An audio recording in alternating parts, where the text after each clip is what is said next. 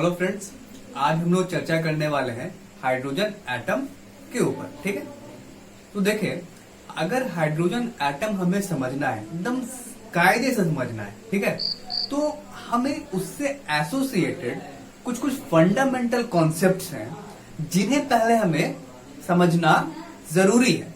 तभी hydrogen atom की एक सही फील जो होती है ना, सही फील कि हाँ बिल्कुल समझ में आ रहा है कि हाँ ये चीजें हो रही है क्वांटम मैकेनिकली। ठीक है, तो देखिए फंडामेंटल चीजें क्या क्या है जिसकी आइडिया पहले हमें होनी चाहिए अगर हाइड्रोजन एटम को हम लोग समझ रहे हैं तो सबसे पहले देखें कि सबसे पहले किस चीज के बारे में हमें पता होना चाहिए। तो atomic structure and atomic models. ठीक है, तो एटॉमिक स्ट्रक्चर और एटॉमिक मॉडल्स का आइडिया हमें सबसे पहले होना चाहिए। ठीक है, जैसे बोलते हैं ना कि डाल्टन्स ने ये मॉडल दिया था तो कुछ ना कुछ खराबी आई होगी, तब आगे फिर फर्दर काम बढ़ा। ठीक है, थॉमसन साहब आए, रदरफोर्ड साहब आए, है ना, आगे आगे धीरे धीरे चीजें बढ़ी, फिर बोर साहब आए, तो कुछ ना कुछ गड़बड़ी थी उसमें, कुछ ना कुछ चीजें डिटेक्ट हुई, कुछ ना कुछ चीजें पता चली, तब जाके काम आगे फर्दर बढ़ा। तो जिन स्ट्रक्चर के बारे में उन्होंने बताया वो एटॉमिक स्ट्रक्चर है, और जिन्होंने वो मॉडल दिया वो एटॉमिक मॉडल है। तो थोड़ी आइडिया हमें बेसिक एटॉमिक मॉडल्स की और उनके स्ट्रक्चर्स की होने चाहिए कि किन्होंने किस तरह के एटॉमिक स्ट्रक्चर की बात की थी। समझ में आ रहा है बात? ठीक, अब जब एटॉमिक मॉडल और एटॉमिक स्ट्रक्चर हमें समझ में आ गया है तो फिर फर्दर हमें अगर क्वांटम मैकेनिकली हाइड्रोजन एटम को समझना है या किसी भी सिस्टम को कभी भी हमें समझना होता है, ठीक है, तो सबसे फंडामेंटल चीजें जो यहाँ पे हम लोग करते हैं, वो सबसे फंडामेंटल चीज वो क्या है कि उस पार्टिकल से एसोसिएटेड एक श्रोडिंगर इक्वेशन होती है, और उस श्रोडिंगर इक्वेशन को हम लोग सॉल्व करते हैं और फिर जाके उसकी जानकारी हमें मिल पाती है कि क्या कुछ उस पार्टिकल के साथ घट रहा होगा। ठीक है, तो यहां पे भी हमें दूसरी जो मेन इंपॉर्टेंट बात है वो है कि हमें नॉलेज होनी चाहिए किसकी? श्रोडिंगर इक्वेशन की। श्रोडिंगर इक्वेशन, ठीक है, तो नॉलेज होना चाहिए हमें श्रोडिंगर इक्वेशन का। ठीक है, इसकी नॉलेज होनी चाहिए हमें, और इसका हमें आइडिया होना चाहिए थोड़ा। ठीक है, अच्छा, अब देखें कि सिर्फ श्रोडिंगर इक्वेशन अप्लाई कर देने भर से काम नहीं चलेगा। श्रोडिंगर इक्वेशन को अगर आपको अप्लाई करना आता है, जैसे सिंपल अगर फ्री पार्टिकल है उसके लिए सिर्फ काइनेटिक एनर्जी लिखते हैं हम लोग, ठीक है, और फिर उसका श्रोडिंगर इक्वेशन लिख देते हैं। तो श्रोडिंगर इक्वेशन अगर सिर्फ अप्लाई करना आपको आता है तो सिर्फ उतना काफी नहीं है। ठीक है, साथ साथ आपको यह भी पता होना चाहिए कि श्रोडिंगर इक्वेशन कहां पे वैलिड है, कितने पार्टिकल्स के लिए वैलिड है, ये सब चीजें भी आपको पता होना चाहिए। जैसे मैं आपको बता दूं कि श्रोडिंगर इक्वेशन जो है वो सिर्फ और सिर्फ सिंगल पार्टिकल के लिए वैलिड है। ठीक है, सिर्फ और सिर्फ सिंगल पार्टिकल के लिए वैलिड है। किसके लिए वैलिड है? वैलिड फॉर वन पार्टिकल, एक पार्टिकल के लिए वैलिड है। अच्छा, एक बात और बता दूं कि ये जो भी श्रोडिंगर इक्वेशन हम लोग लिखते हैं या पढ़ते हैं वो सारा 0 केल्विन पे डिफाइंड है। वो सारा कहां डिफाइंड है? 0 केल्विन पे। खैर, उसकी जरूरत नहीं पड़ेगी, लेकिन इसकी जरूरत डेफिनेटली पड़ेगी। ये डिफाइंड कहां पे है भाई साहब? मतलब कितने पार्टिकल्स के लिए वैलिड है ये? तो सिंगल पार्टिकल के लिए वैलिड है। तो ये बात बहुत बहुत इंपॉर्टेंट है, इसलिए क्योंकि देखिए जब भी हाइड्रोजन एटम हम लोग सॉल्व करने जाते हैं, तो वहां पे हमें दिख जाता है कि कुछ रिड्यूस्ड मास की चीजें आ रही हैं, कुछ रिलेटिव कोऑर्डिनेट्स की बातें हो रही हैं। तो ऐसा क्यों हो रहा है? ऐसा क्यों हो रहा है? कारण ये होता है कि वो जो हाइड्रोजन एटम है वो बेसिकली एक प्रोटॉन जो कि न्यूक्लियस के अंदर होता है और एक इलेक्ट्रॉन। तो टू पार्टिकल सिस्टम है। कैसा सिस्टम है? Two particle system. लेकिन उस टू पार्टिकल सिस्टम के लिए आप श्रोडिंगर इक्वेशन अप्लाई ही नहीं कर सकते। टू पार्टिकल सिस्टम के लिए आप श्रोडिंगर इक्वेशन अप्लाई ही नहीं कर सकते। तो आपको डेफिनेटली कुछ ना कुछ ऐसा टेक्निक इस्तेमाल करना पड़ेगा यहां पे जिसमें सिंगल पार्टिकल के लिए उन सब चीजों को वैलिड करवाया जाए। ठीक है, मतलब आप किसी तरीके से टू पार्टिकल सिस्टम को ट्रांसफॉर्म किस तरीके से करो? सिंगल पार्टिकल में। ठीक है, और आपको अच्छे से पता है कि वहां पे रिड्यूस मास का कॉन्सेप्ट आता है अगर हम लोग टू पार्टिकल से सिंगल पार्टिकल सिस्टम में ट्रांसफॉर्म करते हैं तो। ठीक है, तो ये बात है। तो यानी यहां पे आपको एक चीज और, रिड्यूस्ड मास के बारे में भी थोड़ा नॉलेज होना चाहिए। रिड्यूस्ड मास कॉन्सेप्ट का भी नॉलेज होना चाहिए। ठीक है, अच्छा। अब श्रोडिंगर इक्वेशन लिखने आता है। तो श्रोडिंगर इक्वेशन जब आप लिखते हो तो आप ये ऑब्जर्व करते हो डेफिनेटली कि वो जो श्रोडिंगर इक्वेशन है बेसिकली एक डिफरेंशियल इक्वेशन है। कैसी इक्वेशन है? डिफरेंशियल इक्वेशन है। तो डेफिनेटली आपको डिफरेंशियल इक्वेशन का भी आइडिया तो होना ही चाहिए बिल्कुल, कि कैसे डिफरेंशियल इक्वेशन को सॉल्व करते हैं, कैसे उनके सॉल्यूशंस को फाइंड आउट करते हैं। ठीक है, तो आपको आइडिया होना चाहिए, idea of differential equation, idea of differential equation. तो डिफरेंशियल इक्वेशन का आइडिया आपको होना चाहिए। ठीक है, बहुत बढ़िया। अब जब डिफरेंशियल इक्वेशन अगर आपको सॉल्व करने आ रहा है, उसको आप समझ पा रहे हो डिफरेंशियल इक्वेशन क्या है, तो डिफरेंशियल इक्वेशन में भी कुछ कुछ स्पेशलाइज्ड चीजें हैं। डिफरेंशियल इक्वेशन में भी कुछ कुछ स्पेशलाइज्ड चीजें हैं। जैसे आपको मैं बता दूं कि सिंगुलर पॉइंट्स हम लोग पढ़ते हैं, ऑर्डिनरी पॉइंट्स पढ़ते हैं, ये चीजें पढ़ते हैं। और इन चीजों को पढ़ने का मकसद ये होता है कि हम सीरीज सॉल्यूशंस, मतलब बहुत से डिफरेंशियल इक्वेशन ऐसे होते हैं कि जिनका आप जो बेसिक फंडामेंटल कॉन्सेप्ट शुरू में पढ़ते हो डिफरेंशियल इक्वेशन को सॉल्व करने के लिए, वो पर्टिकुलर इंटीग्रल और कॉम्प्लीमेंट्री फंक्शंस का यूज करके उसके मदद से वो सारे इक्वेशन को आप सॉल्व नहीं कर पाते। ठीक है, उन सारे मेथड का यूज करके आप वैसे डिफरेंशियल इक्वेशन को, कुछ डिफरेंशियल इक्वेशन को आप सॉल्व नहीं कर पाते हो। तो वहां पे सीरीज सॉल्यूशन की जरूरत पड़ती है, और सीरीज सॉल्यूशन की जरूरत पड़ती है तो वहां पे कुछ कॉन्सेप्ट्स आते हैं, ऑर्डिनरी पॉइंट्स करके और सिंगुलर पॉइंट्स करके। ठीक है, तो आपको डिफरेंशियल इक्वेशन की सीरीज सॉल्यूशन करनी आनी चाहिए, यानी कि should know about series solution of differential equation. Differential equation की सीरीज सॉल्यूशन आपको करनी आनी चाहिए।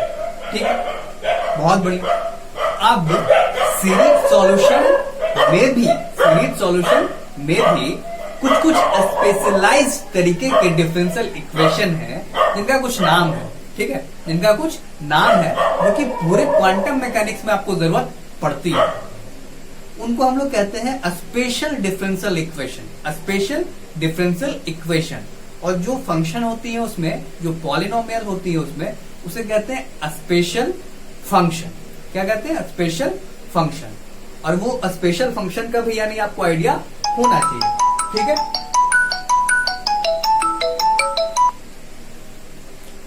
स्पेशल फंक्शन का भी यानी आइडिया आपको होना चाहिए। ठीक है, अब देखें तो यानी कि आइडिया ऑफ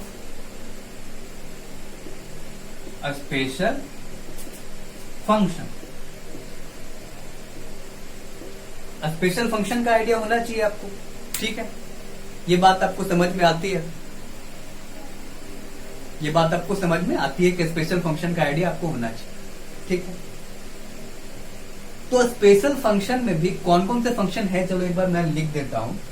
ऊपर की चीजें आपने नोट की होंगी मेरा ख्याल है, तो मैं उसे इरेज करता हूं, ठीक है। ये चीजें आप भी नोट करते रहे, क्योंकि अगर हाइड्रोजन एटम में आपको प्रॉब्लम होता है सही फील लेने में उसका, क्योंकि देखिए क्वांटम मैकेनिक्स एक ऐसा विषय है कि उसको समझना इतना आसान नहीं है, ठीक है। तो थोड़ा सही तरीके से हमें फील करना पड़ता है टॉपिक्स को, तो इसे इरेज कर रहा हूं।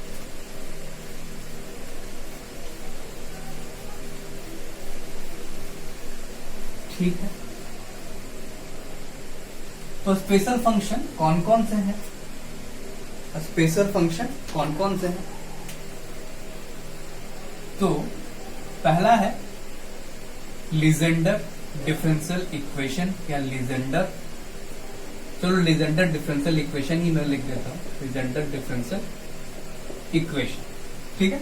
और जो ऑब्वियसली इसके सॉल्यूशन होते हैं उसे लीजेंडर पॉलिनोमियल कहा जाता है, ठीक है।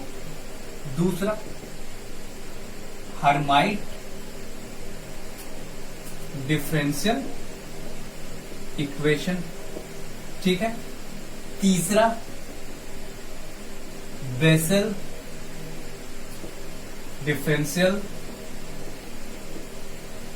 इक्वेशन, और चौथा लेगुरे डिफरेंशियल इक्वेशन, ठीक है। तो ये सारे आपके स्पेशल डिफरेंशियल इक्वेशन है जिसकी सॉल्यूशन करनी या जिसके सॉल्यूशंस के आपको आइडिया होना चाहिए कि कैसे सॉल्यूशंस लिखते हैं, क्या है या क्या नहीं है डिफरेंशियल इक्वेशन। कोई डिफरेंशियल इक्वेशन मुझे दिखा तो मुझे समझ में आना चाहिए कि इसकी सॉल्यूशन सीरीज सॉल्यूशन होगी या डायरेक्ट मैं पार्टिकुलर इंटीग्रल और कॉम्प्लीमेंट्री फंक्शन वाला इक्वेशन जो मेथड है उसका यूज करके ही इसे सॉल्व कर सकता हूं, ठीक है। तो वो पता होना चाहिए आपको, तभी तो आप उसको सॉल्व कर पाओगे ना आगे, ठीक। और अगर आपको पता चल गया कि ये सीरीज सॉल्यूशन है, तो सीरीज सॉल्यूशन में भी अब ये किस तरीके का है, कहीं कोई स्पेशल फंक्शन तो नहीं है, क्योंकि स्पेशल फंक्शन रहेगा तो आपको शायद थोड़ा काम आपका आसान हो जाएगा, क्योंकि स्पेशल फंक्शन आप स्पेशली पढ़ते हो और उसकी आपको पॉलिनोमियल की जो फॉर्म होती है रोड्रिगेज फॉर्मूला से या जनरेटिंग फंक्शन की मदद से आपको पता है, डायरेक्ट पता आपको होना चाहिए उन सब चीजों के बारे में, तो थोड़ा काम आसान हो जाता है, ठीक है। तो समझ पा रहे हो आप क्या कहना मेरा? तो अगर आप डिफरेंशियल इक्वेशन देख रहे हो तो कैसा डिफरेंशियल इक्वेशन है, क्या सीरीज से सॉल्व होगा, और अगर सीरीज से होगा तो किस तरीके का वो डिफरेंशियल इक्वेशन है, कहीं कोई स्पेशल डिफरेंशियल इक्वेशन तो नहीं है, तो काम हम लोग कर पाएंगे आगे, ठीक है। समझ पा रहे हो आप? तो ये है। फिर अगर आपको इतनी आइडिया है तब इसके साथ आपको एक और चीजों की आइडिया होनी मांगती है, वो है स्फेरिकल हार्मोनिक्स। स्फेरिकल हार्मोनिक्स जो कि बेसिकली आप जब बीच में ही सॉल्व करते हो ना, श्रोडिंगर इक्वेशन को सॉल्व करते हो, तो आपको वहीं पे श्रोडिंगर इक्वेशन जब आप सॉल्व कर रहे हो तो ना, वहीं पे आपको बीच में स्फेरिकल हार्मोनिक्स की चीजें आ जाती है। स्फेरिकल हार्मोनिक्स की चीजें वहीं पे बीच में आ जाती है, ठीक है। तो स्फेरिकल हार्मोनिक्स के बारे में भी आपको बेसिकली जानकारी होनी चाहिए, ठीक।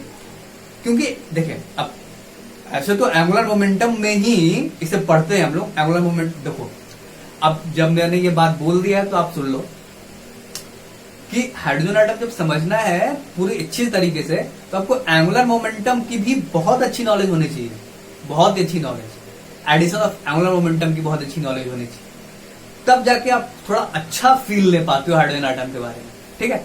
तो स्फेरिकल हार्मोनिक का आइडिया होना चाहिए। अब देखिए, तो इतना जब आप कर लोगे ना, तो हाइड्रोजन एटम की जो श्रोडिंगर इक्वेशन है उसे सॉल्व करके उसकी वेव फंक्शन, उसकी एनर्जी, ये सारी चीजें आप बता पाओगे, ये सारी चीजें आप बता पाओगे, ठीक है। इतनी अगर आपको आइडिया है, ये चीजें जो 6 चीजें मैंने लिखवाई, अगर इतनी आपको आइडिया है तो आप अच्छे से श्रोडिंगर इक्वेशन हाइड्रोजन एटम से एसोसिएटेड सॉल्व करके उसके वेव फंक्शन, उसकी एनर्जी, इन सब चीजों की चर्चा कर पाओगे, ठीक है। लेकिन देखिए अब क्या है कि मल्टी पार्टिकल सिस्टम को अगर जब हम लोग पढ़ रहे होते हैं तो मल्टी पार्टिकल सिस्टम में इतना आसान नहीं होता चीजों को हैंडल करना। ठीक है, तो जो सबसे फंडामेंटल है, जहां से हम लोग स्टार्ट करते हैं चीजों को सीखना, क्वांटम मैकेनिक्स को बोले कि क्वांटम मैकेनिक्स के सोल को जानना, जहां से स्टार्ट करते हैं वो हाइड्रोजन एटम। ठीक है, तो इसीलिए हाइड्रोजन एटम की अगर बहुत अच्छी समझ आपको रखनी है तो आपको इसकी fine structure, hyper fine structure, lamp shape, Darwin term वगैरह वगैरह चीजें, रिलेटिविस्टिक करेक्शन, ये सब चीजें आती है, तो उनको आपको पता, उनके बारे में ही पता बेसिकली आपको होना चाहिए। तो उनमें से मैं दो चीजें यहां पे लिख रहा हूं और वो है फाइन स्ट्रक्चर और चलो इसको 7 कर लेते हैं, इसको 8 हाइपर फाइन स्ट्रक्चर। क्या? Hyper fine structure. अब देखिए बात क्या है कि हुआ देखो क्या था कि मान लो हाइड्रोजन एटम है तो इलेक्ट्रॉन है, तो उसको किसी तरीके से आपने एनर्जी दे दी, वो एक्साइटेड स्टेट में चला गया। कहां चला गया? एक्साइटेड स्टेट में। अब एक्साइटेड स्टेट में जाने के बाद वो जब फिर से अपने ग्राउंड स्टेट में आएगा कुछ एनर्जी रिलीज करेगा, और एनर्जी रिलीज करेगा किस फॉर्म में? फोटोन के फॉर्म में। वो हमें एक लाइट के फॉर्म में दिखती है और बेसिकली एक स्पेक्ट्रम हमें मिलता है कि कुछ ऐसा स्पेक्ट्रम है। तो सपोज करो कुछ ऐसा है, इलेक्ट्रॉन यहां से यहां गिरा, फोटोन रिलीज किया और ये मान लो हमको स्पेक्ट्रम दिख गया। ठीक है, लेकिन ये जो स्पेक्ट्रम दिखा तो शुरू में जो इंस्ट्रूमेंट्स थे उसने डिटेक्ट किया कि ये एक लाइन है, स्पेक्ट्रम में कैसा लाइन है? एक ही लाइन है।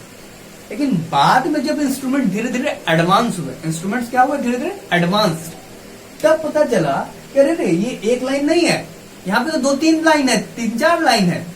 ठीक है, यहाँ पे 2-3-4 लाइन है। ठीक है, ऐसे ऐसे 3-4 लाइन है। तब जाके उन्हें लगा कि अरे रे ये जो आपको दिख रहा है वो 3-4 लाइंस मिलके बनी हुई है, लेकिन उन लाइंस के बीच में एनर्जी डिफरेंस इतना कम है कि जब अच्छे रिजोल्यूशन वाले इंस्ट्रूमेंट से नहीं देख रहे हम लोग तो वो हमें एक ही लाइन दिख रहा है, एक ही स्पेक्ट्रम का लाइन दिख रहा है।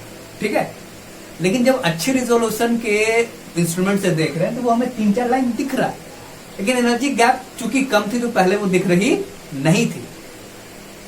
समझ रहे हो आप? एनर्जी गैप पहले कम थी तो वो पहले दिख रही नहीं थी। तो ये बेसिकली इसीलिए इसे कहा जाता है फाइन स्ट्रक्चर, जो कि इस ग्रॉस स्ट्रक्चर के अंदर था। ग्रॉस स्ट्रक्चर मतलब ओवरऑल स्ट्रक्चर, जो मतलब जो बिगर कंट्रीब्यूशन एनर्जी का, जिन चीजों के कारण एनर्जी का ज्यादा कंट्रीब्यूशन है एनर्जी में, मतलब तो उसको कहते हैं कि वो ओवरऑल स्ट्रक्चर है, ग्रॉस स्ट्रक्चर है। ठीक है, अच्छा अभी चलो उन चीजों में अभी हम लोग नहीं जाते हैं, अभी बस ये समझे कि जो एक लाइन दिख रहा था वो एक लाइन नहीं था, 3-4 लाइन था, ऐसा आप समझ लें। जब अच्छे इंस्ट्रूमेंट से देखा गया तो लोग बोले कि नहीं, यहाँ पे कुछ फाइन स्ट्रक्चर्स की बात है, मतलब उसके अंदर भी कोई स्ट्रक्चर है जो हमें छुप रहा है, पता नहीं चल रहा है। जो ये एक लाइन दिख रही है वो एक लाइन नहीं है, शायद 2-3 लाइन है, तो अलग अलग जगह से ट्रांजिशन हो रहा होगा, तो हमें ये अलग अलग स्पेक्ट्रम, ये अलग अलग लाइन मिलेगा। ठीक है, तो ये बात था। फर्दर हमें पता चला कि नहीं, अरे यार अभी तो और स्ट्रक्चर्स हैं जिनको बोलते हैं हाइपर फाइन स्ट्रक्चर। ठीक है, तो देखिए ये जो फाइन स्ट्रक्चर है वो कहां से आया? स्पिन ऑर्बिट कपलिंग के कारण आया। किसके कारण आया? स्पिन ऑर्बिट कपलिंग के कारण। स्पिन, चलो लिख देता हूं मैं, स्पिन ऑर्बिट कपलिंग, इसके कारण आया। स्पिन ऑर्बिट कपलिंग के कारण आया भाई। अब देखो स्पिन ऑर्बिट कपलिंग आ गया, तो स्पिन ऑर्बिट कपलिंग या जे कपलिंग या ऐसी चीजें जितने भी आएंगी, तो अगर आपको एंगुलर मोमेंटम का ही आइडिया ना हो तो कैसे होगा? समझ लो आप। तो एंगुलर मोमेंटम देखो बहुत ही फंडामेंटल कॉन्सेप्ट है, बहुत ही फंडामेंटल कॉन्सेप्ट, अगर क्वांटम मैकेनिक्स आपको सही से समझना है तो। ठीक है, तो spin orbit coupling, J coupling, ये सब चीजें आएंगी, तब जाके ये fine structure, hyper fine structure, ये सारी चीजें क्लियर होगी आपकी। और ये चीजें क्लियर होगी तभी आप एटॉमिक मॉलिक्यूलर फिजिक्स पढ़ पाओगे, एटॉमिक मॉलिक्यूलर फिजिक्स सही से सीख पाओगे, नहीं तो नहीं सीख पाओगे। समझ रहे हो आप? और एटॉमिक मॉलिक्यूलर फिजिक्स सीख पाओगे तभी न्यूक्लियर फिजिक्स सीख पाओगे, नहीं तो वो भी नहीं सीख पाओगे। यानी क्वांटम मैकेनिक्स, और क्वांटम मैकेनिक्स में भी एंगुलर मोमेंटम इतना इंपॉर्टेंट है, समझ लो। ठीक, तो अब ये बात मैंने लिखा है। तो जो 9th पॉइंट है अपना, 9th पॉइंट वो है एंगुलर मोमेंटम। क्या है? Angular momentum. 9th पॉइंट जो अपना है वो है एंगुलर मोमेंटम। और एंगुलर मोमेंटम के साथ एडिशन ऑफ एंगुलर मोमेंटम।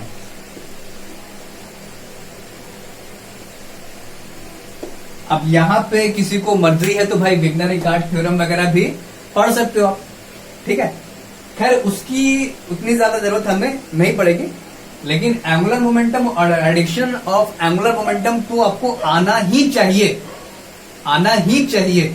तभी आप fine structure, hyper fine structure या इन सब चीजों के बारे में आप सही से पढ़ पाओगे न्यूक्लियर फिजिक्स को, या फर्दर आप एटॉमिक मॉलिक्यूलर फिजिक्स में ही जब मॉलिक्यूलर स्ट्रक्चर वगैरह पढ़ते हो तो इन सब चीजों का आइडिया आपको होना चाहिए। एंगुलर मोमेंटम की, एडिशन ऑफ एंगुलर मोमेंटम की, समझ में आ रहा है आपको? तो इतनी सारी बातें, ये जो 10 पॉइंट्स मैंने लिखाए हैं, ये 10 पॉइंट्स अगर आप सही तरीके से करते हो, सीखते हो, तभी जाके पूरी हाइड्रोजन एटम की क्वांटम मैकेनिकल डिस्क्रिप्शन आप सही से दे पाओगे। अन्यथा, समझ रहे हो, अन्यथा कुछ नहीं होने वाला, ठीक है। तो इसीलिए ये 10 पॉइंट हम लोग कोशिश करेंगे कि पढ़ें, और कम से कम हाइड्रोजन एटम की श्रोडिंगर इक्वेशन तक तो पढ़े ही, ठीक है। वेव फंक्शन, ये एनर्जी वगैरह। अब आपका कैसा रिस्पॉन्स आता है उस पर डिपेंड करता है कि आगे हम लोग further final structure, hyper fine structures तक प्रोसीड करते हैं या नहीं, ठीक है। सो थैंक यू, मिलते हैं नेक्स्ट लेक्चर में और अपनी हाइड्रोजन एटम की इस सीरीज को आगे बढ़ाते हैं, ठीक है। Thank you.